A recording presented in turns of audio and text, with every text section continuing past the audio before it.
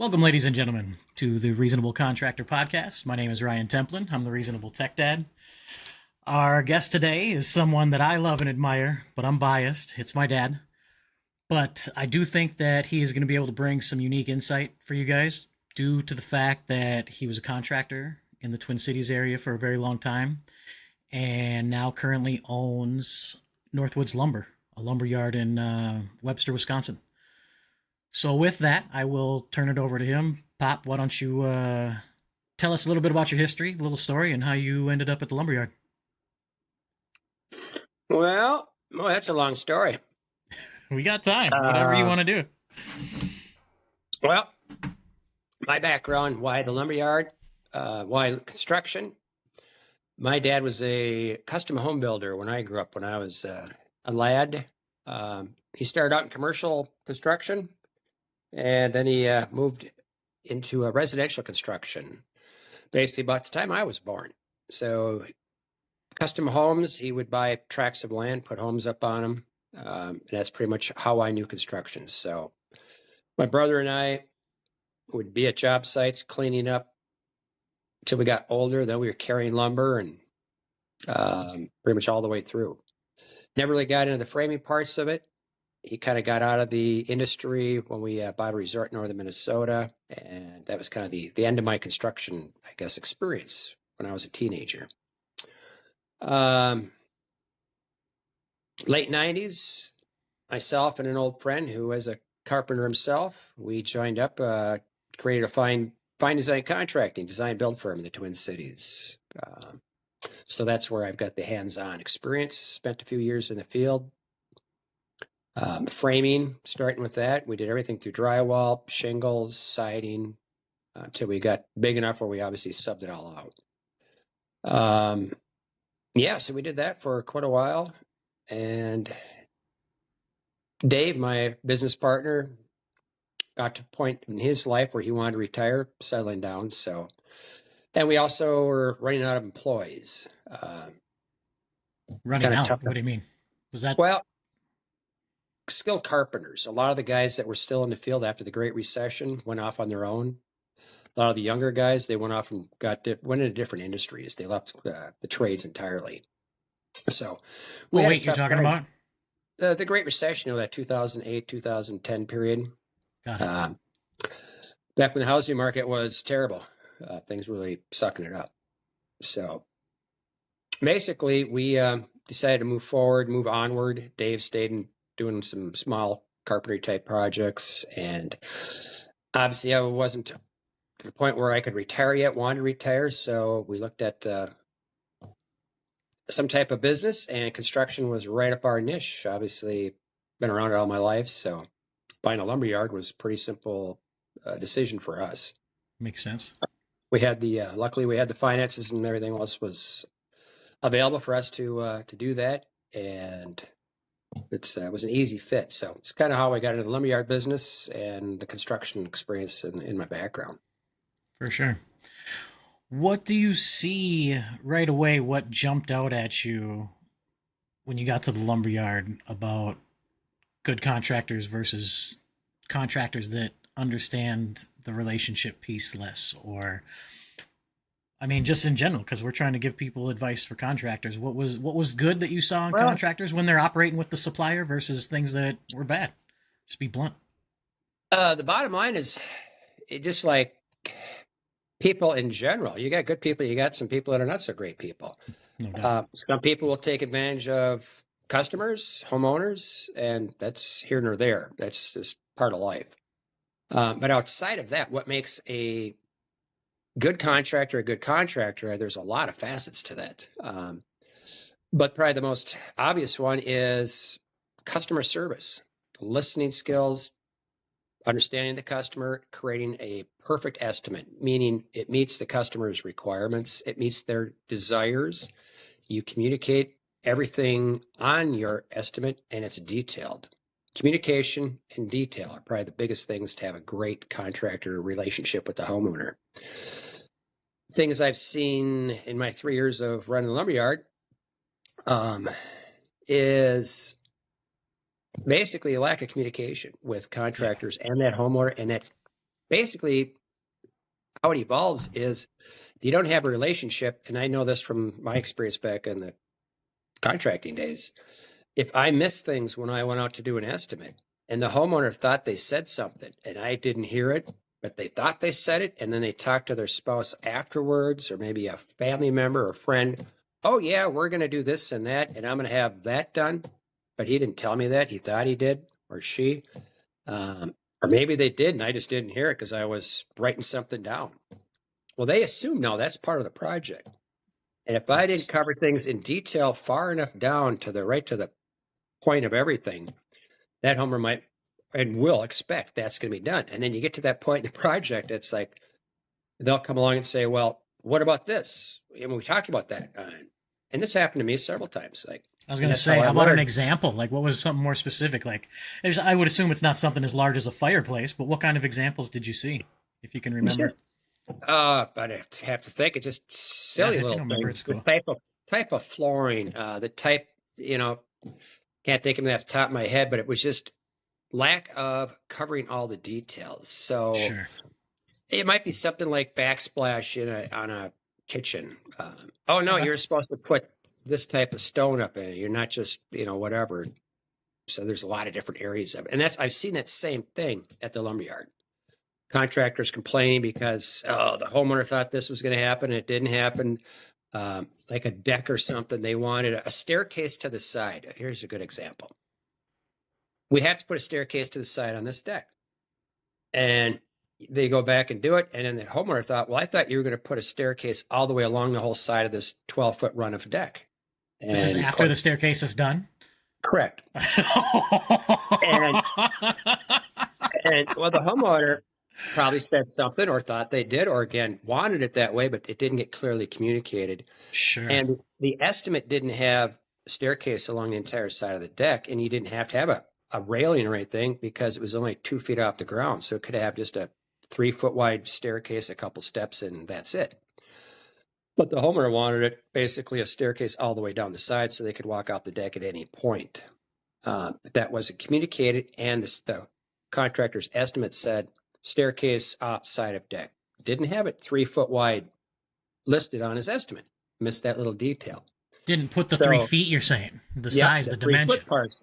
So the homeowner saw the estimate, includes staircase off side of deck on northwest corner, whatever it was, yada, yada, yada. And that's how it can happen. Yeah. The expectation because it wasn't detailed right down to right to that point.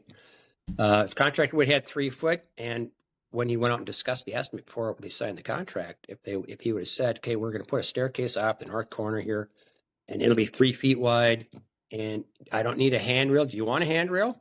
That's another point. Should it have a handrail? It doesn't have to, but the homeowner might be expecting one. So if you don't put that in without it being said, right? There's where people are thinking one thing and it hasn't been verbalized, right? And then you go out to do the deck and you're finishing up, and the homeowner would say, well, where's my handrail? I'm 60, 70 years old. I need a handrail. Now the guy's buying more materials and spending time to put a hand. You see how those little pieces, if they're not covered, they'll come back and bite you. And I learned that myself back in the early days of our business. In the construction, it was the same thing. And so after a while, I detailed everything. Right to the minutia of what size nails we're going to use, what kind of shingles, exact detail, what kind of underlayment on the roof we're going to use, so that nobody would say, oh, no, I want this brand. Well, that brand's 20% more. You know what I mean? Absolutely. And come in later. Everything. And if you leave that open while you're talking about it, then they'll assume that they're getting what they want, even though that hasn't been clarified. And then that 20% later is an ugly conversation. Exactly. And you never want those conversations to have a happy customer, because in construction, it's all about referrals. Gosh, you want to have great references. You have to have everybody great that came on said the same thing. To expand your business. So the only way to get great references are to have open communication. The customer is with you all the way. You give them exactly what they wanted plus something. And that plus something is usually the customer service, the attentiveness. The reaching out to them to make sure, are we doing okay? How are we doing? If you're not on site, you've got subs, just check in, make sure everything's going well. All the little pieces that you don't think about, but it's important to the customer. And I've heard this from my own customers in years back. You guys were so attentive. I really appreciate everything you've done. You went above and beyond. And bang, you hear that? You know you've got a solid reference, and you ask them, so do you mind being a reference for a couple of years for me? I won't inundate you with people bugging you, but I will give your name out on occasion. And they had no problem, and they were glowing customers. I think that's a great way to ask at the end. Say, hey, you know what I mean? Can I have people call you? That's fantastic. I think that's really good business. Out of my own curiosity, because I'm the systems geek, what do you, so then do you give somebody a paper copy? You know, when you're saying you're having the conversation, conversations are easy to forget. So do you give somebody at each revision of an estimate then a copy? Or how do you track that Absolutely. detail if there's disregard? Like, so you have that conversation, and then I assume there's probably a point later where some people could forget or think differently. How is that documented so that it's verifiable It's later? always a written contract on paper. Well, back in my days, I don't know if people are using DocuSign now. I doubt it. It's probably still paper for everybody. So you have an estimate, and it's on paper. Initially, it might start. Typically, it would start as an email, at least for me. You email an estimate to the customer, have them go through it, go back out and meet with them, or talk to them over the phone. Depending upon the details, I mean, the size of the project. If it's a new house, obviously you're back out with the customer several times. You're going through everything with them. Lots of meetings, so there's lots of So chances to lots of clarify. needs, and your contract then is written at the very end, and it's got everything that is in that estimate in the contract. So it's detailed out. So the contract has everything. Basically, it would be just a simple boilerplate contract referencing the attached quotation, estimate, bid, whatever you call it. And that bid then has a final reference number on it. Bid number 301 dated this date. So there's no confusion on, well, I said this, well, it's not on that estimate. And this makes it very clear. So there's no miscommunication. Sure. So that's pretty good insight on the customer service side of things. How about operationally wise? Can you kind of give some insight into things you do at your place to help contractors in whether it's a pickup or it's a delivery? And then on the other side of things, can you talk about things contractors can do to build good relationships with their suppliers? I'm talking about habits in their daily pickup routine. I know you already talked about communication with customers. Obviously, that communication principle still applies with your supplier. But are there specific things that people can do when they're loading up, things they can do at the job site that can, help them score points? The same way you talk about getting referrals, like that's good for their business Well, when a supplier speaks well about them. Maybe I'm asking the wrong questions. You tell me. it's not really that relative, I guess, from the contractor's perspective to the lumber supplier. Um, Basically, there's a lot of lumber suppliers out there, so they don't really need to be that worried about how they're reacting with their supplier. It's basically Sure. get me the materials and just get them here and And get them they when I have the want them. power to talk to you that way. Yeah, and get them right. The leverage Don't is screw all it up. about them. Got it. So the few And things they can do, which we always ask our bigger contractors, is if you're returning stuff, which we know you're going to, keep it covered, like soffit fascia, metal products. Don't just let them sit out in the rain and get mud over them, because I can't resell them like that. I'm not going to spend time to wash them, so I have to tell the contractor, yeah, it's a perfectly good piece of soffit or fascia, but I can't take it back. So it's it's trash. basically training them, put it inside the garage or keep a tarp over it so I can take it back when you order a few too many that you don't need. Those are Point. things that contractors, pretty much they all know that. But those are the things that they can do better. I mean, a few sometimes forget. So, Absolutely. but really, they drive the bus. That your contractor from a lumber yard perspective is the contractor is our customer, and they pretty much have the say. It's Makes sense. So I know I've heard you talk about this out in your area, and maybe your market's different, but how about your insights on opening up contractors to the idea of using lumber yards versus the big suppliers?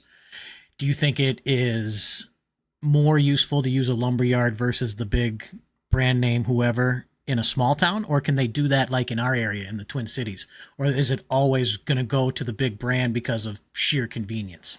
Is there advantages to using these lumber yards in the area versus the big guys, I guess is what I'm asking. big contractors. Anybody building houses does not deal with a box store, a Lowe's, Home Box Depot, store, that's the Menards. term. They will not, just because of quality materials and customer service and be able to attentive.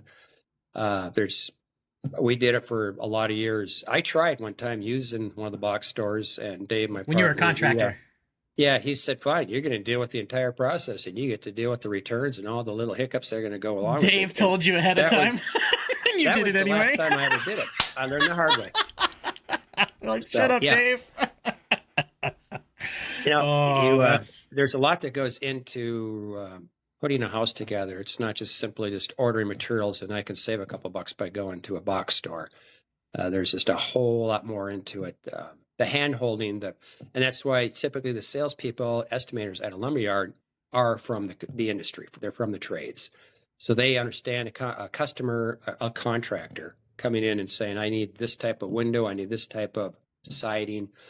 This is an issue we have. I've got some weight requirements, bearing requirements.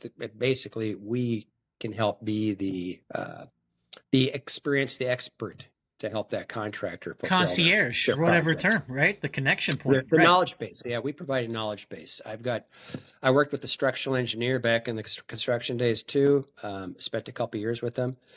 He was a very gracious person. He taught me how to do some basic engineering on beam calculations, load calcs, and that helped. And I've already used that at the lumberyard several times in helping people determine what they can put and can't put on roof loads, floor loads, whatever it is.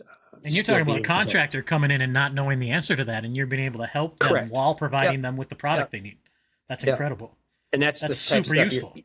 You're not going to get at a box store. I mean, they just don't have that expertise. The kid at Home Depot ain't doing that at the desk. So I don't know if I should be using brand names, but I'm going to do it anyway. Better to beg forgiveness than ask permission for that kind of thing. But that's who I was talking about. So yeah, I just thought that was interesting. We've shopped at the box stores a lot. I mean, because you can't expect your lumberyard to be back in 2 hours because you forgot to order a hanger or something, joist hanger. So yeah, we've ran down to the stores and picked that stuff up, and we try to at our lumberyard, because we're very rural, is to carry everything that a contractor is going to need to build a house.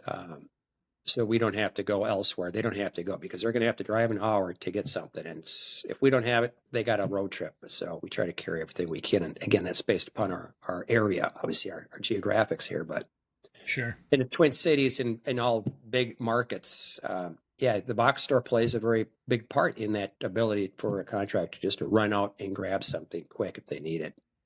But sheer a whole convenience. house, no, you wouldn't. You'd never see a contractor of any size going to a box store to build their house. Due to the quality of the material. We're talking about lumber, right? Hey, this the whole thing. This the quality. All the it's things the you were talking whole, about. the experience, the whole process, customer service, getting material when you want it now. Can I have it in 2 hours? You can't call a box store and say, "Am I going to have my materials in 2 hours?" Because they subcontract delivery out to another company.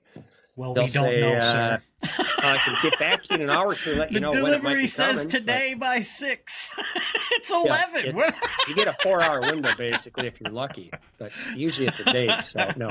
That's funny. Anyway. All right, Pop. I think that's really good insights. I think that was super helpful. One question I always like to finish with, being the reasonable tech dad, and does that make you the reasonable tech grandpa? How does that work? No. Just kidding. Sure. Go ahead. Use that one. the geriatric. Yeah. Fine. What do the kids talk to the kids? I tell the young generation about why the trades are a good idea, or maybe they're a bad idea. I don't think that that's what you're going to say, but I think tell them just how good they can have it and just how desperate the trades are for the next generation. Well, let's put it this way. In our area, we've got homeowners wanting to build right now. In this last week, I've had 2 homeowners wanting to build homes here in our area that won't be able to build them until next year, even though there's plenty of time to dig a hole and get them going, and they could have it built through the winter time. Materials, permit, all of it's There solid. are no contractors available. And guys won't even travel, right? Because they're booked everywhere else. So it's a lack. And the same thing with the trades. When we built our retirement home over in Aiken, we had the same issue. It's lack of people. It was months and delays to get people, electricians, plumbers, HVAC folks, and all those trades, everybody. Yeah, you just went through that this year. Supply-demand issue, there's not enough supply of trained tradesmen. And take your pick, plumber, electrician, HVAC, carpenter, doesn't matter, roofer. The industry is short of everything. And the huge part is, there's a ton of money in it. And there is. Starting guys can get a lot of money. And if you get a couple of years experience under your belt, your income goes up very fast. What are they hiring one of those guys at starting? Typically, you can be a laborer starting out in the upper 20s, low 30s. Just for hauling lumber. You have no tools, nothing. Just helping, moving the lumber around, helping to frame a wall. I mean, it doesn't take long to somebody tells you, here, just nail those studs on these lines. You're doing that. And that's how you learn. Framing that way. And after a few jobs, I mean, you kind of get your groove depending upon obviously your abilities. But you can start framing within 6 months and really starting to help out, laying out walls within months. And as soon as you're able to do that, that general contractor is going to bump your salary right away. I mean, the value that you bring to the table is obviously based upon your abilities, but same thing with all the other trades, the plumbers, electricians, heating guys. Let's put it this way. A journeyman electrician, journeyman HVAC guy are making 6 digits, easy. Owners of these companies, I happen to know because I went and did our project at our retirement home. He's making a lot more money than I am owning a lumberyard, I tell you that. He's got 3 crews running steady, nonstop, and they're booked out 3 months, and he's charging some top dollar, really good prices because I paid a lot of money to get our electric. Good for him. The news for young folks out there: if you join the trades, you're going to make great money. Set. You're going to make, and it's a guarantee. It's not a would I have, could I had. Get a college degree because I've got one of those too, and I use that to help get to where I'm at now. But the trades weren't what they were when I was a kid. Not at all. There's no comparison. Even when I was doing the contracting thing, starting out, we had to advertise. We had to put Google ads out. We had to put print ads out, radio ads. Nowadays, you don't need to because there's not enough people out there to supply that demand.